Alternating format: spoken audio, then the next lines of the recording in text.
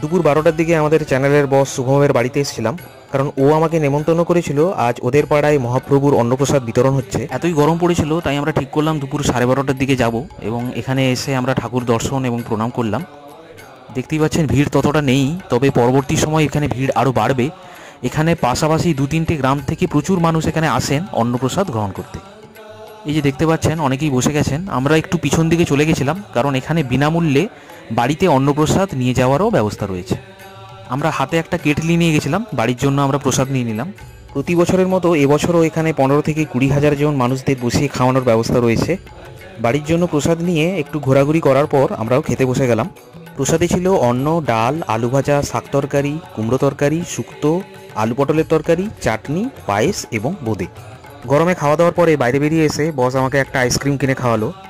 তারপর হাঁটতে হাঁটতে বসের বাড়ির কাছে এসে একটা দোকানে কোল্ড ড্রিঙ্কস খেয়ে আমরা বাড়ি চলে এলাম।